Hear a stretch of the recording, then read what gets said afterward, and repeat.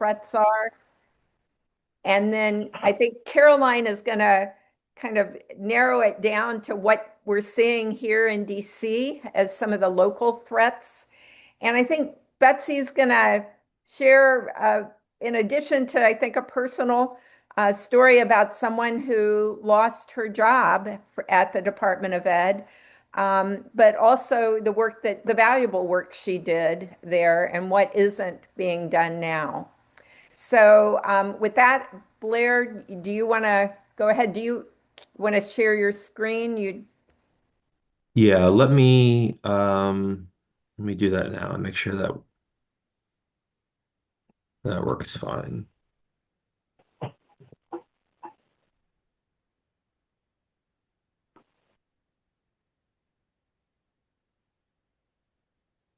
Um, Yes, we can see it. Great. Is it full screen now? Can I run Now it screen? is. Yes. Okay, great.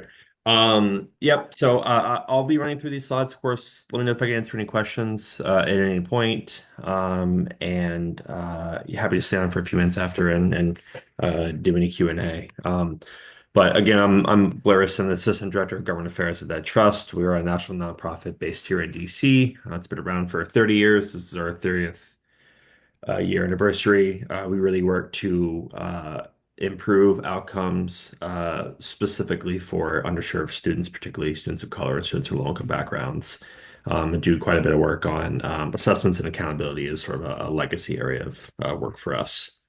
Um, so what we'll talk about today, I'll briefly sort of talk a little bit about what dismantling the role of the federal government in education has looked like over the last year and change.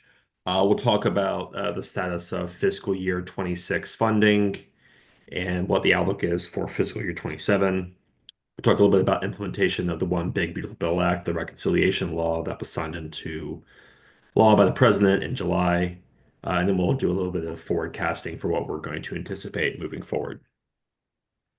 I want to also just sort of frame this briefly in the light of sort of these five major threats. This is a little bit of what we've talked about at Ed Trust. This is a document that you can view on our website, which we published last month. But we sort of look at this through the view of five major threats. The first is obviously dismantling the federal role. The second is sort of the threat and or realized cuts of federal education funding. The rollback of civil rights protections, which we'll talk about in a moment, disappearing data.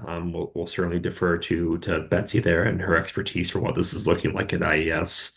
And then the implementation of the reconciliation law, particularly the federal voucher tax credit program. And I'll just note that I won't be doing it in this order necessarily, but these are sort of the five threats that we view as sort of existential to public education. So the first piece is talking about the dismantled federal role in education. Um, this is a little bit of a recap for what we've seen over the last year and what it sort of looks like today. So first of all, the president issued an executive order directing all steps to facilitate the closure of the department. The secretary called it her quote final mission. This was really some of the early actions that began in 2025 with the changing of the administrations. Of course, as folks have seen, right, there were then significant layoffs or reductions in force, RIFs for short, that cut the agency workforce significantly from, a little over 4,000 employees to around 2,000. Again, as Betsy will talk about more, I'm sure, there were significant cuts at the Institute of Education Sciences, IES. IES suffered the most significant staff cuts of any agency within Ed's purview. Moving through the summer, the department, under the leadership of Secretary McMahon, announced seven interagency agreements, IAAs, which essentially is, as we refer to it, as selling the department off for parts, but it's more or less moving functions and billions of dollars of funding to other departments, including the Departments of Labor, Health and Human Services, Interior, and State. Um, these IAs raise obviously significant legal questions. Many of these laws and funds implicate Ed's jurisdiction in terms of the oversight, administering of those funds. And so this is something that is being challenged currently, as part of a challenge, part of a suit rather from Democracy Forward. But this obviously raises significant questions.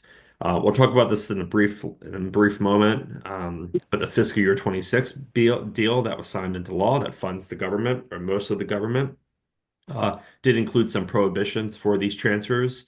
But unfortunately, the administration is moving full steam ahead, and there were two recent IAs announced last month. What this means is that we should continue to anticipate and expect that the remaining functions and funding at the department will continue to be moved out to other agencies, including the Office for Civil Rights, OCR, special education offices, and more. So what does this look like in terms of funding? Well, as is customary under Trump 1.0, I was in the House office then, in Congress. His budgets have always called for cuts to federal education spending. Trump's fiscal year 26 budget was no different. He called for significant cuts, around 15% cuts to federal education spending, including cutting the maximum Pell Grant award, and the consolidation and block granting of numerous programs. Ed and Doge, under leadership of Elon Musk, of course, terminated billions of dollars in federal education grants and contracts, including nearly all of the IAS contracts and grants, funding education research and technical assistance. Moving into the summer of last year, the department withheld around $7 billion in formula funding. That funding was being illegally impounded before it was released due to advocacy from Republican senators, including Senator Capito from West Virginia. The department also redirected hundreds of millions of dollars in fiscal year 25 funds to other administration priorities. For example, as folks may have seen, it redirected around $350 million dedicated for MSIs, and it redirected that to HBCUs, pulling the rug out from underneath MSIs. It also repurposed funding that was meant to improve college completion programs, and repurpose those funds for administration priorities such as conversations with college campuses about political climate, and conversations on AI. And I'll talk about this briefly. This is a little bit of a niche issue area, but the department's also inviting states to submit ESSA waiver proposals. This more or less is sort of allowing or is encouraging states to submit requests to water down the federal requirements in Elementary Secondary Education Act in terms of how they conduct accountability and assessment requirements and how funds are being spent for certain student populations. So where are we today? Well, in February, a spending package was signed into law that largely rejected the administration's steep cuts. It maintains robust federal education funding at around 79 billion, which is in line with the previous two fiscal years. It does specify with greater depth and detail how funds should be spent to try to address the issues that occurred last year. And the deal did notably, include language on the interagency agreements, the sort of transferring of funding and responsibilities. But unfortunately, it fell short of a prohibition, which is what we were pushing for months.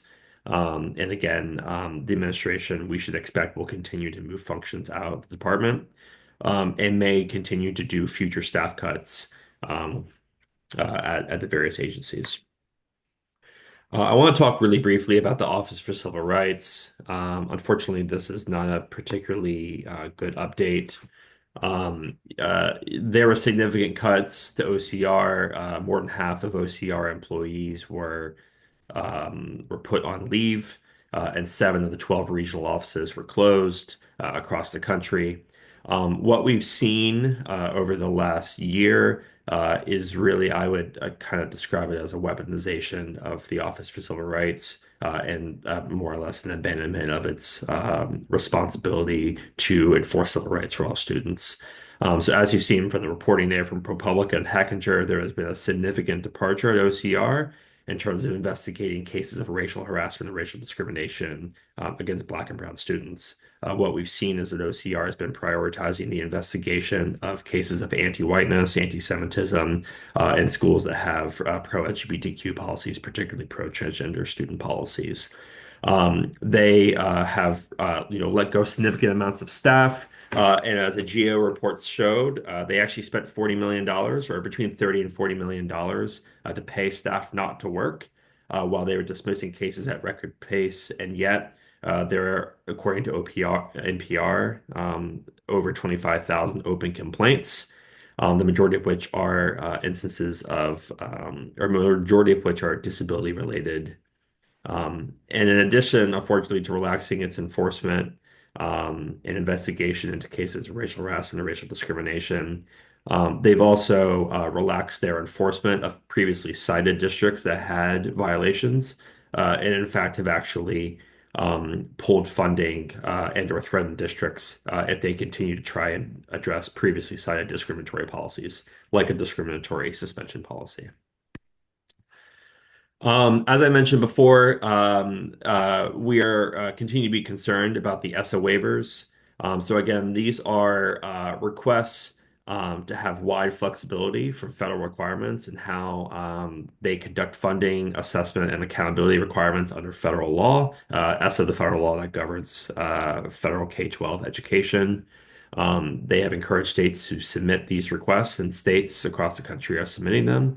DC's is actually from our assessment, a pretty decent waiver request. The law already requires flexibility, I might add, which is one of the main points that we have sort of continued to harp upon, which is that some of these states are requesting waivers to specifically weaken requirements and weaken federal mandates. So we've seen it approved in Iowa, and a small piece of Louisiana approval. We are waiting to see what happens in Indiana, which is particularly of concern, and other states will soon follow. But it's very important to see how the department monitors the federal law here and how they enforce the law, given that they are also moving staff to other agencies like the Department of Labor. Moving very briefly to the One Big Beautiful Bill Act. Again, this is the reconciliation law that was signed into law last year. This is the law that unfortunately included sweeping changes and $100 billion cuts in magnitude to various programs, including SNAP and Medicaid, and various higher education access and affordability programs. There's around a $1 trillion cut to Medicaid, closer to $930 billion. And then there was between a $200 and $300 billion cut to SNAP. Additionally, that law created the first of its kind federal voucher tax credit, which we'll talk about here in a moment. The focus is now on implementation of these laws. I will tell you that, at least as it relates to SNAP specifically, at the end of this year, SNAP states will be required to essentially pay 25% more in administrative costs. Um, and then beginning next year, states will have to pay for their SNAP payment error rate, which is a calculation of both over and underpayments. Taking these two things together, states will be paying hundreds of millions of dollars more to the federal government. And we unfortunately expect and or fear that as states have an additional requirement and cost for the administering of these federal programs, that they may make additional eligibility cuts at the state level. Um, so just briefly on the school choice piece. So the president had an executive order working to expand school choice. The department then issued guidance under current law encouraging the use of federal funds for school choice. Um, and of course, the secretary made this a secretarial priority for competitive grants early into 2025. Since then, OBA, as it's often referred to, but the reconciliation law that was signed into law last summer, it established a new education tax credit for donations to SGOs or scholarship granting organizations. Whoops. For students to receive funding in the terms of private school tuition. Um, Treasury which is the department administering this program, not the Department of Education, notably, but the Treasury Department posted a request for comment in November. Um, and the design of that credit is a major focus area for us and for other partners. We expect that we will see regulations any day now. It could be while we're on this call, but we expect they'll come any day now. And what that will mean for states as they weigh whether or not to participate is a huge area of focus. Um, so just a little bit more about this scholarship. This is a new tax credit that begins in 2027, which is up to 1,700 per year for contributions to SGOs that fund scholarships for eligible students. SGOs, there are minimal statutory requirements, to be an SGO for a participating state. States elect to participate on an annual basis.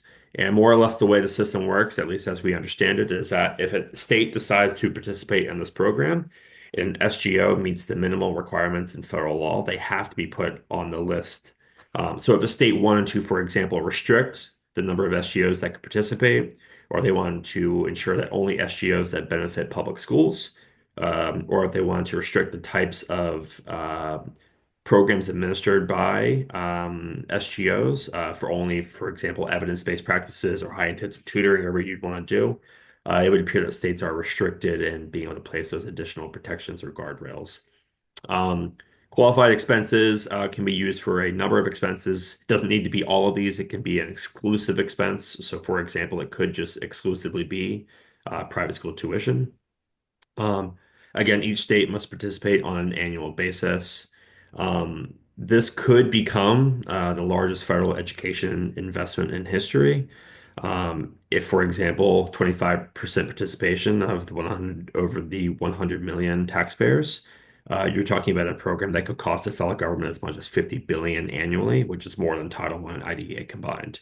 And that's really the big kicker I want to enforce here is that this is potentially a massive, massive tens of billions of dollars every year going towards this program, dwarfing what we spend on public education in other areas. And there are really very little oversight, protections, and guardrails in place in terms of the administering of this program. This is a brief map just to show you a little bit of the landscape here. We expect that obviously many red state governors will participate in the program as they've indicated. The question will be, blue state governors, don't confuse this map as blue or red. The key up at the top is, blue states have either formally opted in or have indicated a desire to opt in. Yellow is, the state has, voted that they will not participate, and obviously we remain to see what will happen with the other states. Again, states elect to participate on an annual basis. This could change. States may change their mind once the regulations come out, but this will be obviously notable and an important place to watch. I should also say that this is a map from Ballotpedia, so this is not something that we've created. Very briefly, I would be remiss if I didn't mention just the status of the current government shutdown regarding Department of Homeland Security funding or DHS. So as folks may have seen, DHS rescinded longstanding guidance limiting immigration enforcement in protected or sensitive areas, including schools, churches, hospitals, and other locations. This has been challenged in court, and there are ongoing discussions currently. Before I got on this call, I saw that the White House submitted an updated proposal for um, including some protections for some sensitive locations like churches and schools, but not including protections for places like polling locations. And so it'll be interesting to see what happens there with the midterm election in November. Um, there have obviously been multiple efforts to reduce rights related to immigrant students and immigrants more broadly. There are state challenges to the Plyler Supreme Court decision in states like Tennessee and elsewhere. A state in which we are a active participant in Tennessee, we have a state team there, and there's obviously a challenge to the issue of birthright citizenship. Um, we are cautiously optimistic that we may be able to get some protections for sensitive locations in this DHS package, but that remains a very dynamic situation. And just very lastly, and then I've been talking for far too long, but looking forward, we expect the president's budget will come out potentially this month or next month. We will then see updated funding for fiscal year 27 for LHHS. That stands for the Federal Education Funding for basically Congress. It refers to the subcommittee, and that's the bill that funds education funding for both K-12 and higher ed.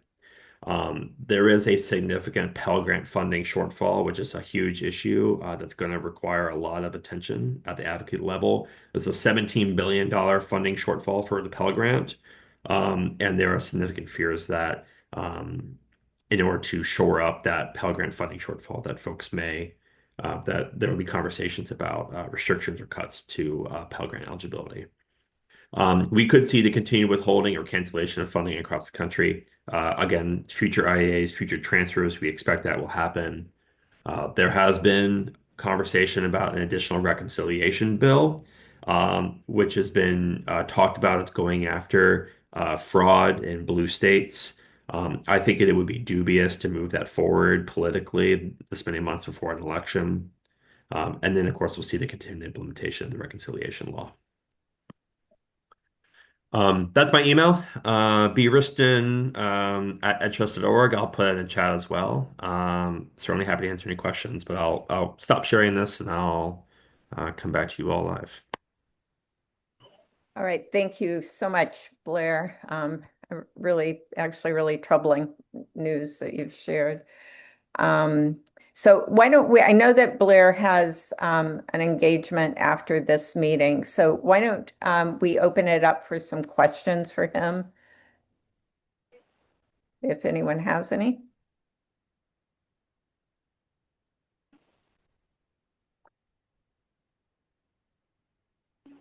It's a little hard to process all of this information and to really know how much further it's going to go and what can be at some point reversed in all of this. Valerie? Hey, I just wanted to ask, what is the possibility that if the Department of Education is closed, it can ever be reestablished? Well, the Department of Education was created in federal statute in 1979. And so technically only Congress can eliminate the Department of Education. Now, of course, functionally, what we're seeing, right, is that they're shipping off tens of billions of dollars in funding to other agencies. I'm sure Betsy can speak more to this, but what we understand is that they're telling current ed employees that they're basically going to pick up their bags and go down the street and start doing their job at the Department of Labor and other departments. But the critical thing here is that the federal law still stipulates specific roles and responsibilities of the department in various instances. They are still the final arbiter. There are positions, for example, at Ed that are mandated in statute that cannot be eliminated. So this will obviously be continued to be challenged in court. Um, I think their intention is to sort of hollow out the department, make it a shell of itself. They talk about a quote proof of concept. So what they're banking on is that they can ship all of their requirements, their funding, their staff, et cetera, to other agencies, continue to do their job, which obviously, as you've seen with the Offices of the Rights updates, is dubious at best. And then they'll use that as a proof of concept to then ask Congress to formally eliminate it. That would require a filibuster-proof majority, of which there would never be support for that. So unfortunately, what this will likely mean is that there's going to have to be a lot of unraveling and untangling here to sort of rebuild what's lost.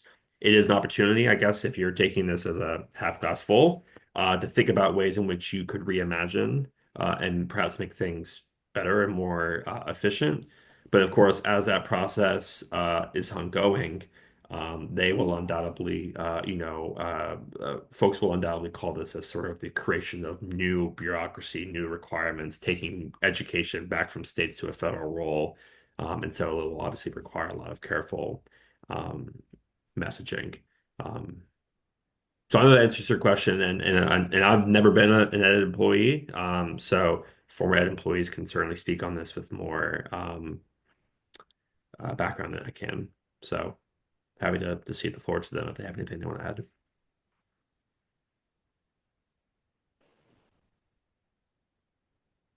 Okay, if there aren't any other questions, I think we will move now to Caroline.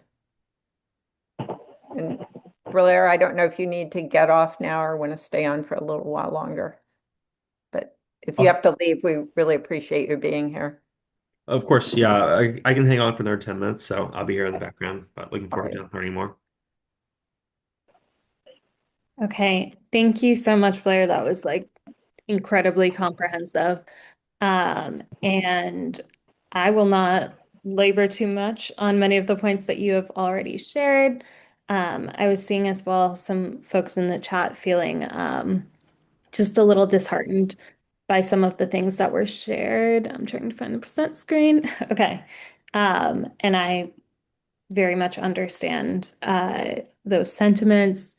There is a lot of like really excellent work on the ground that is happening, given that we have some folks in the room today um, who are representing the federal side. I will ask you all to connect with me offline if that is something you are interested in doing. I believe many folks are already connected with that work, though.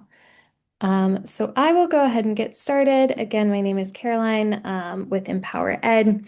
And part of our work is really thinking about the federal threats and how they are impacting DC specifically, both DCPS and DC public charter schools, because that's where all of our students are being most impacted. So as Blair mentioned, the Department of Education's interagency agreements have already shifted a vast number of programming to other departments, mostly Department of Labor. Thank you, Blair. The arc of the moral universe is long and it bends towards justice. Thank you for a little Dr. King in this moment. Um, so the Department of Education has now shifted 118 programs. This number, I believe, is as of like March 12th, to other agencies. And it is perpetually in court because much of this is illegal. So just an example is that the Dear Colleague letter of last March, which was given to state education agencies, asking them to certify that they are not using DEI practices, was permanently struck down in courts, which was a big win. We also know that there have been huge staffing cuts, and some of these have been reversed by courts, but they definitely impact capacity. So Blair talked for a while about the Office of Civil Rights and how deeply impacted that particular office has been. I want to focus on this briefly from the perspective of special education because the Office of Civil Rights is one of the main ways that we enshrine rights, just IDEA rights for our students with disabilities. And this is one of the ways that they can elevate their concerns. So here in DC, DCPS is already under Department of Education investigation for failure to serve students with disabilities. Federally, those rights are even shakier now because there's less protection from OCR, lower capacity, and they're focused on reverse racism, which is the phrasing that the administration has used. For reference, OCR received 9,000 discrimination complaints last year. They processed 7,000 of those. And the way that they processed those was that they threw out 90% of the complaints that were submitted. So 90% of those 7,000 discrimination complaints were just dismissed out of hand, which is absolutely impacting our students of color, our students with disabilities, our gender expansive students. So this is just something to keep an eye on and to really ensure that locally we are thinking about how we are protecting those students and making sure that their rights are supported here. Okay. Also going to turn next to talk about early childhood education.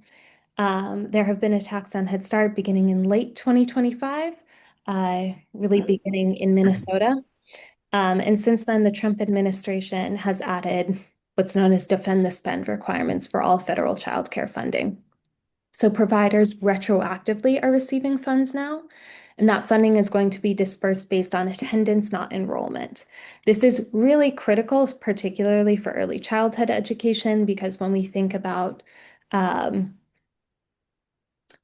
way we budget for K-12 is often enrollment, but students are not required to be enrolled in early childhood spaces. And so that attendance really waffles a lot more. So this will impact how much funding childcare providers are going to receive.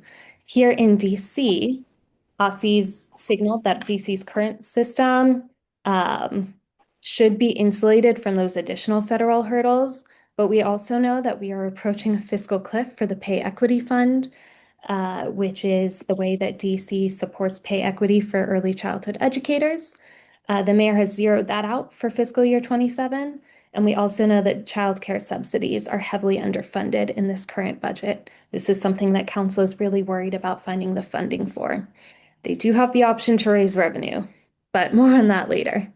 As of this past Friday, and this is information that I got about an hour ago from our friend Joanna. Yes, Betsy. Bowser does this every year.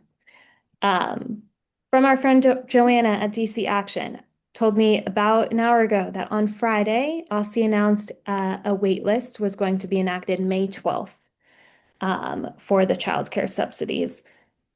We already have such a backlog that this is going to be an effective freeze, meaning no one else is going to be receiving childcare subsidies as of May 12th. There are very few exceptions, including if you are experiencing houselessness. But if you are someone that is currently pregnant or currently expecting, you are not able to enroll your child in the child care subsidy program in DC until you have given birth. So effectively, all of those folks are going to be frozen out of our child care subsidy system, which is a real big concern that is being compounded federally. Next up, I wanted to briefly talk about the voucher, which Blair touched on. I don't need to talk anymore about the federal voucher tax credit program. I will say that 200 plus community members, including this body, the Ward 6 group, has sent a letter to DC lawmakers urging them not to opt in because we do have that right. I would also say that DC has a very expansive voucher system already, the DC SOAR Act. This is specific to DC, but it is not something that we vote on. This is something that is congressionally mandated. Currently, it has been flat funded from last year to this year. That is actually good news because there have been multiple attempts throughout the fall to really loosen its guardrails and adjust its funding levels. Traditionally, it's been a third to DCPS, a third of funding to DC charter schools, and then a third to private school vouchers. There have been attempts throughout the fall to pull away funding from DCPS specifically and siphon that towards vouchers, and also to open up that voucher eligibility to students that live in Maryland or Virginia. Not to DC students that would be heading to schools in Maryland and Virginia, but this is DC funding that would go to students that live and stay and go to school in Maryland and Virginia. So this is just something for us to keep an eye on. But right now, that was not funded in the OBBA. Okay, just as an aside, why are vouchers bad? They pull money from the public sector. They were actually created. There's a long history on this. They were created to ensure that when schools were required to desegregate, there were still private systems that white students could go to where they could maintain that segregation. And so it was essentially taking public funding, giving that in a voucher form to students and white families so that they could take their students into private systems, and then actually, in many cases, fully shutting down the public school system. So ensuring that Black students and students of color did not have any ability to go to school. So that is the background for vouchers. We also know there's no public accountability. Blair talked about that at length. And also students unintentionally often waive their rights by participating in a private system. Okay, other funding questions. I want to note that generally across the nation, only about 10% of education funding, public education funding, comes from federal sources, but it does help fill critical gaps. So one way that the community schools, full community schools grant is impacting DC locally is that DCPS was an FY23 grantee. So they were 3 years into a 5-year grant cycle for $2.4 million. and they received a non-continuation notice from the Department of Education. They're litigating that currently. But again, this is just something for us to keep an eye on. Most of the community schools here in DC, most of the community schools here in DC are funded locally, but we also just want to note that like that federal funding absolutely helps fill gaps. Title funding, mostly now running out of the Department of Labor.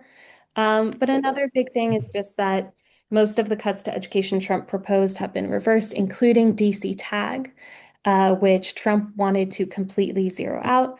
DC TAG is the tuition assistance grant program. It basically offers in-state funding for DC students because we don't have a state institution of higher learning. OSSI then increased the per student allocations from 10,000 to 15,000. So this is a huge win. This is really like snatching victory from the jaws of defeat, honestly, that we still have DC TAG. The tax code I can talk about briefly because this absolutely affects students and families. In 2025, DC made the decision to decouple our tax code from the federal tax code, which allowed us to use excess revenue to fund the child tax credit and the earned income tax credit, which can dramatically cut poverty for children in DC. Congress issued a disapproval resolution to reverse those investments. Our Office of Attorney General and Council Chairman Mendelson believes that Congress's disapproval resolution is invalid. They believe that it came after the 60-day passive approval window. So we are still waiting to see how this shakes out. But this is really important for us thinking about what additional gaps a school might need to fill if we are not backfilling these child tax credits. Okay, and the last thing I'm going to touch on is student safety. I'm going to briefly touch on ICE near schools. I had some more that I was planning to share about other. Caroline, I want to let you know Christopher voluntarily signed out of the meeting, and he's not on now. Okay. Wonderful. Thank you. Okay, so I will talk a little bit about ICE near schools, and then I can also talk about overpolicing of our students then. DCPS has yet to issue any updated guidance or statements on ICE near schools. The OAG guidance remains accessible. It's in multiple languages, but we know as well that it is hard to navigate that. There hasn't been any major movement on updating guidance since the start of the school year. Recently, DC Council,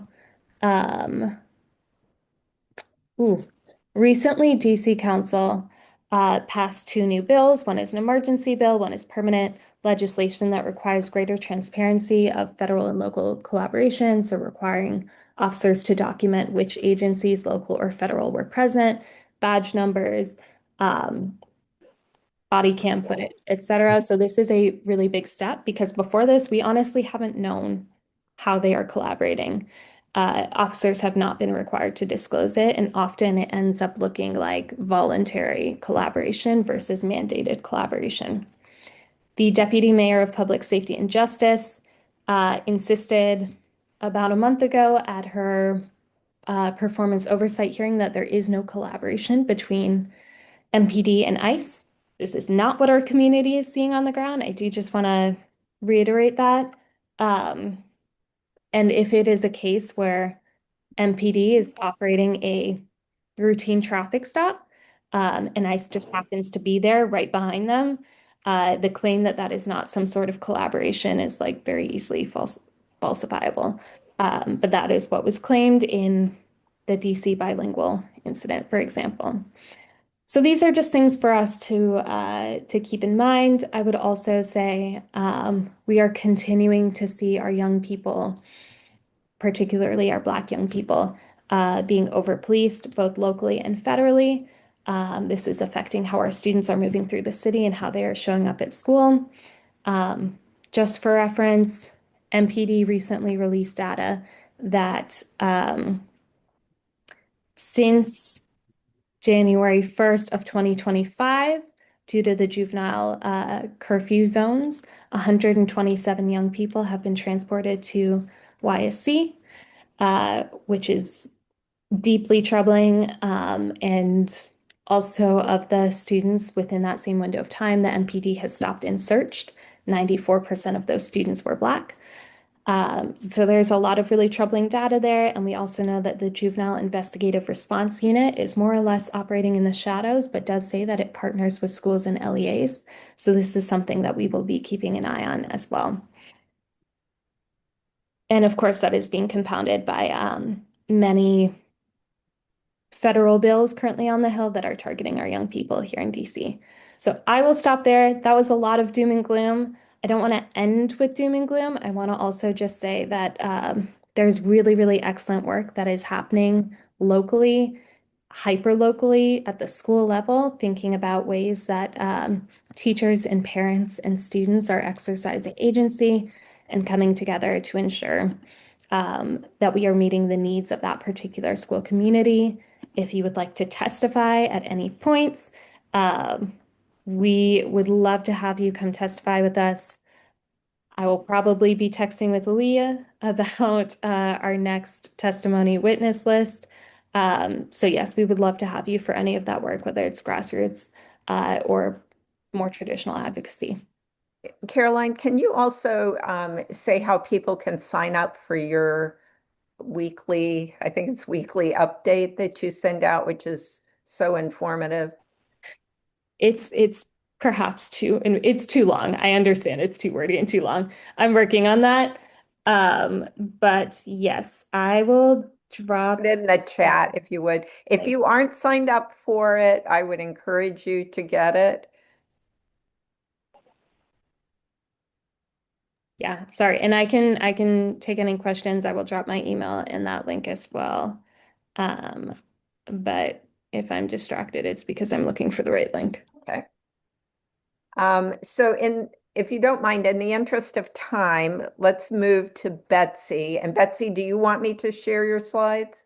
That'd probably be the easiest thing. Okay, well, let me do my best. Yeah, Caroline's newsletter is the best newsletter. Don't change it. Thank you. I appreciate that. And Valeria, I appreciate that as well. Oh, Valerie, I appreciate it.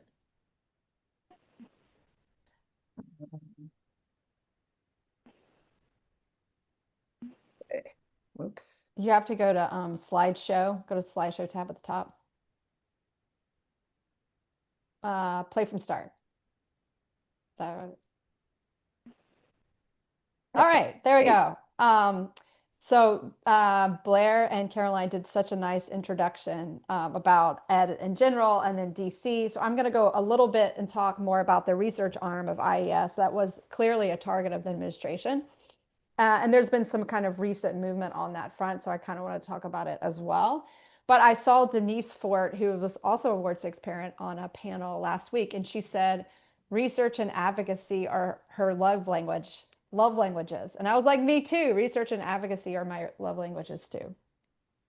So next slide, please, Suzanne. So IS did four major things. So the first thing it did is administer NATE, which is the nation's report card. That's the one that compares DC to Alabama to Mississippi. We can see what the learning trajectories are before COVID, after COVID, over time. That's one key function. It also collects and reports on student data nationally. Because education is local control, mostly by districts and states, the only person that, or the only entity that can or has the authority to require data from all different states is the federal government, such that they get a good picture on how many students are in public schools, what percentage of students are English learners. So there's a lot of data collections that IES does. Thirdly, it funds research. I think it'd be pretty easy to make an argument that research is a public good and it's typically underfunded. There's a lot of, education vendors out there who have a financial, market share, and they probably don't want research on their products. They're going to underinvest in that. And so IS is funding research basically both on sort of what we know about what already exists and whether it's effective or not, and also how we can develop new programs to be effective. And then last but not least, it produces a lot of resources around evidence-based practices and summarizing the research. Next slide, please. So this is the timeline. I think it's helpful to start with a timeline, but let me just back up a minute and say, I think people were really in denial about IES because IES is a bipartisan, quasi-independent agency founded under Bush. So IES started in the No Child Left Behind, the accountability, the wanting more data movement. And so people really thought that IES would not be a target of the administration. Little did we all, well, I kind of wasn't sure about that assumption, but in any case, so in February, last February, Doge canceled pretty much all of the contracts. And then in March, Doge fired nearly all the staff, and I'll show you an org chart on the next slide. So it was definitely IS was definitely a target more so than other parts of Ed, and I think there was maybe two reasons for that. One was, well, we had a lot of contracts, and contracts are easier to terminate legally than grants. And we have contracts because if I need someone to collect data and maintain the data, that's a service, not like here's money, figure out what you find and report back. So it was easier to terminate the contracts. But I also think that was more than that. I think as we looked across different agencies, there was definitely a clear intention to hurt data and research and hurt levers of accountability. So when you have data and you say, like, this is how your students are performing or not performing, or this is how many English learners you have, it is a form of accountability. And IES's quasi-independent state meant that it had its own separate review process for reports, such that politicals could not change the contents of reports. So I saw it very much as um, attack on the scientific community, the research community, and sort of not wanting research and not wanting evidence-based practices, and instead doing whatever you want to do. And that's a change from where the GOP has been in the past. Okay, so back to my timeline. So there was a bunch of lawsuits filed by a lot of organizations, and a lot of them are still ongoing. And then in May, Amber Northam, who was associated with a conservative education research podcast and some other groups, she was tapped to write a report that was going to reimagine IES. And I'll talk about that too.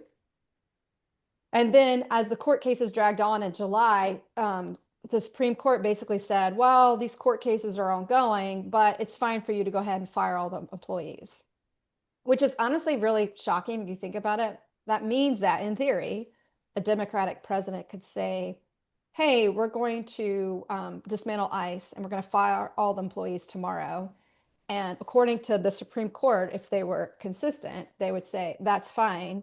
We'll figure it out in a few years' time when the court cases come to fruition. Now, I don't know that the Supreme Court would do that, but that's essentially what they did. So then in September, we were officially let go. But every little bit matters. I think these court cases really did help slow it down. And people got paychecks for more months. They got health insurance for more months, and that matters too.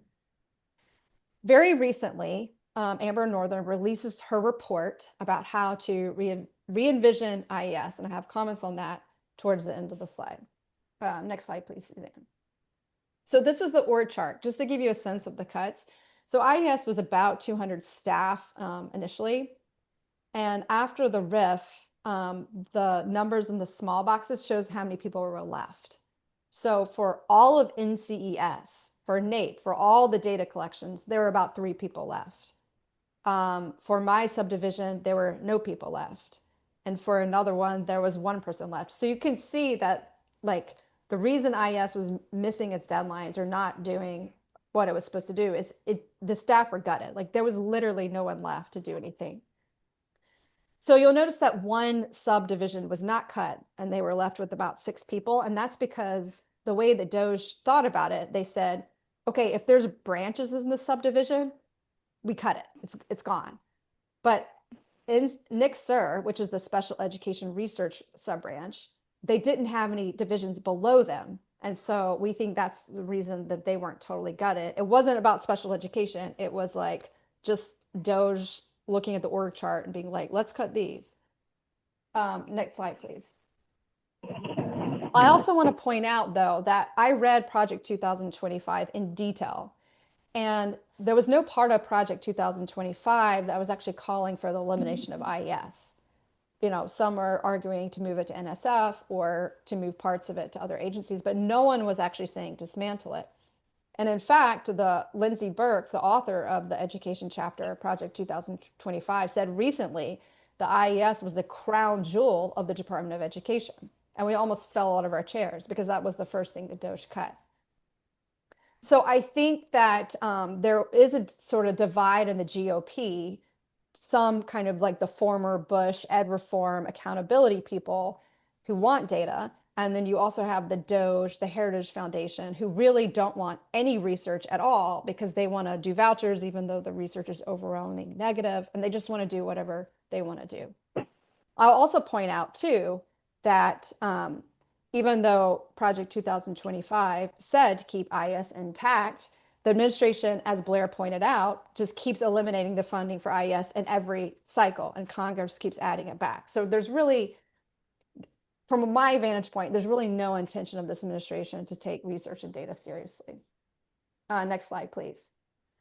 So there was a public comment period where Amber Northam opened a request for information for public comments about IES, and there were about 230 comments that you could download online, and I compiled them into a PDF and I fed them through AI. And most were about wanting, wanting more research to practice or to close the research to practice gap. Most were like wanting more, like wanting some modification or wanting more services. There was only one commenter that was really just like, no, we don't want research, and it was the Heritage Foundation. And that's when I really started to understand that no, they actually just don't want research at all. And it was sort of departure from where the conservatives have always been. And in this comment, they're saying they don't want a truth committee that kind of declares what's effective or not. And they want these, that decision to be made by people in their states at the local level. And they even said in the private market. So they want the private market to determine it. So like if someone buys your educational product and everyone's buying it, even though it's not effective, they want to leave that alone. So it was very much like we actually don't want to know what's happening. We want to control the narrative, and we don't want you with data that shows that what you're doing is not effective. So I think it's important to keep in mind too that, Department of Education overall, in addition to IES, is a lever of an accountability, right? If you get a federal research grant, you have to make the report publicly available. So it is a way of informing the public about what works, versus an ed tech company writing a very flashy brochure that looks great. It says how effective their program is. You can't really trust that. And so we're removing this requirement that we're making research reports publicly available. We're removing the funding to research these things, such that all we'll have left is the shiny brochures from developers saying, buy my product, it's really effective. Okay, can you go back one slide? Yeah, okay, I think I did that. Okay, last but not least. So you can go forward one slide, Suzanne. So Northern's report came out about a week or two ago. It was hard for me to read it because the whole report is focused on reimagining IS. I'm reimagining the agency, but literally what she writes for the program that I was working on is literally what we were doing.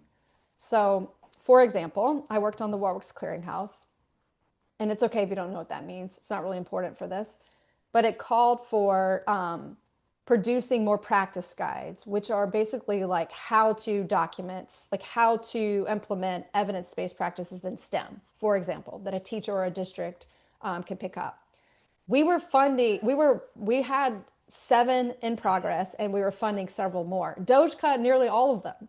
So like we were literally doing the thing that she said we should do to reimagine IES.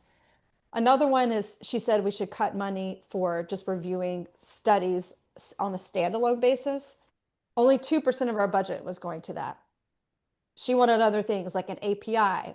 That was already underway. So when I read that, it was like, there was really no innovation at all. Basically, it was just repackaging what we were already doing and the comments from the research community and repacking it to the research community who all lost their jobs, even in the private sector, being like, here's our reimagination of this. So it was quite insulting. And honestly, it was very gaslighting.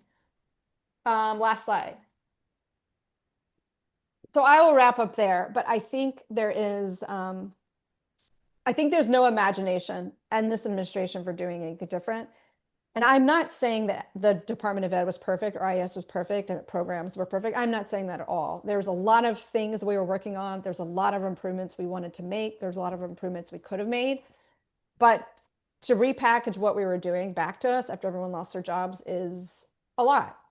And I do think it's going to be interesting to see how the tensions play out within the GOP party in terms of like who's going to win at the end of the day. The last thing I want to say is the voucher stuff is very concerning to me, not only because of the federal lens, but also the local lens. You know, we have a city where we have a lot of people that vote Democrat, we have a lot of progressives, and yet people still don't choose school integration. And so my concern is that DC will do the right thing when it's up to us. And so I think that's why it's so important the work on the ground, like of integrated schools. And Audrey Reese is here from that. There's so many other things that we need to do locally just to get our own house in order. Because like it or not, you know, we're a part of the system too that's kind of contributing to this inequity. So I will close with that. Thank you, Suzanne. Thank you so much, Betsy, for that presentation. I'm going to open it up for questions. If there are any. I'm going to throw something to Caroline. There are hand clapping for you, Betsy. Just, you know, it's all of this is so hard to listen to and wondering what we can do. And I think being informed of hearings that Empower Ed may be following, um, I, I don't know if Blair has already had to sign off, but you know, they may also know about some hearings. I feel like at this point in time, that's one of the few things we can do. I don't know if you have any other thoughts on that. You're on mute. Yeah. I do think definitely. I was looking to see if Aaliyah was still here because I was hoping she would have a little insight. Um, we are waiting for the mayor's budget to drop until we get the hearing schedule for the budget oversight hearings, but it is really, really important that we show out for those hearings and for any other advocacy or walkarounds or rallies, whatever it might be, that on the ground organizations and schools are planning because that is really our last hurrah. The budget is a moral document. We want to think about what we choose to fund and what we choose to defund. I think that has been very clear in all of the presentations today. Um, and so we would love to have folks there. Sarah, the latest date it can drop doesn't exist. We're expecting it to be April 1st. That's like a soft expectation. Last year, I think it was like 2 months late. So do with that info what you will. As soon as we have that info, we will reach out. Um, but yes, we're hoping that the budget hearings will start. They're supposed to start in April. Last year, they didn't start until June. Um, because we were delayed. I asked because it popped into my head, would she wait until after the June primary? It's possible that it could just happen that way, um, which would be unfortunate. But regardless, the seated council members will all be really, really important for us to, um, you know, conduct advocacy towards because they're the ones that will be deciding this budget, no matter what. Thank you, Caroline. Betsy, this is just kind of a personal question. Do you have a sense of what so many of the people at IES are doing now and what's happening out in the research community? Yeah, so the research community was hit hard because it wasn't just the feds. When all those contracts were canceled, it was millions and millions of dollars to the research firms. And so a lot of them, some of them closed, some of them had to lay off 50% of their staff, but it was not, it was more than that. It was like every nonprofit had a grant. And when they lost that grant, they had to lay off, especially if they're small. So it was just, and not to mention, it was like the worst job market in a long time, right? So it was just a lot of things. I think a lot of people went back to school. Like if that you wanted to go back to school or you needed to, or felt like you didn't have a choice, people went back to school. People took other kind of related but different jobs. Some people went back in the classroom, some people took lower paid jobs, like just trying to find a job. I think there's still a number of people though without jobs. I think it was particularly hard for people coming out with no experience because everyone had so much experience. And then I think it was hard to on the more senior. Like if you're more senior and firms want to hire someone, they'd rather hire someone cheaper. And so it was kind of hard for the both ends. But right now they're signaling they're going to fund the regional educational laboratories again. However, they keep changing their mind. The federal government's not a reliable partner anymore. We know the Heritage Foundation doesn't want it, so it's unclear what's going to happen with that. But if they were to start to fund things, you would see work, trickle back in. But you're talking about a trickle, right? It would take years before the funding would be restored to the point where everyone would have a job again. I think I think what was hard for people on the outside to really understand. People are like, "Oh, you'll be fine. You'll be fine. Like it's fine." I'm like, "It's not fine." Like some of my coworkers were like didn't have insurance for a while, health insurance. Like that's not fine. It's not like a bounce back situation, especially in the job market where everyone at this niche field was laid off at the same time. And you want to share where you are now? I don't know if I can. I'm in my personal Okay. capacity days, so let's just keep it like that. Okay. Okay. All right. Sorry to put you on the spot. Um, well, I just can't thank you enough and Blair. I think for me it's just this is a very, very difficult situation as it is in many parts of our country right now. And I just think understanding better what the situation is really important. And I just think all of your presentations really helped us understand in ways that, we may not totally understand when or not even see in the paper or in public information about this. So I just really appreciate what you've done this evening. Valerie? Hey, I just wanted to quickly ask Betsy and Caroline, what is the future of Title I funding? Because yes, it's now transferred to be administered by the Department of Labor, but I was under the impression that we weren't going to actually have that going forward, even though it would be completely against the law for them to cancel it.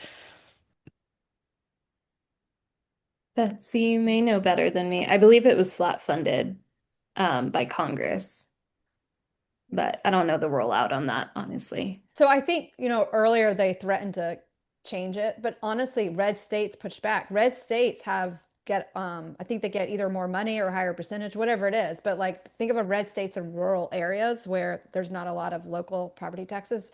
They're benefiting more. So I don't see that happening just because it would hurt the red states. I think, like to your point, Betsy, this is one of the few areas where there is kind of bipartisan support for like at least maintaining the status quo for education funding and programming. The Department of Ed and the administration are doing whatever they're doing, but Congress seems unhappy with it on both sides of the aisle because it is going to affect like a lot of the red states have very, very high populations of rural students in Title I schools.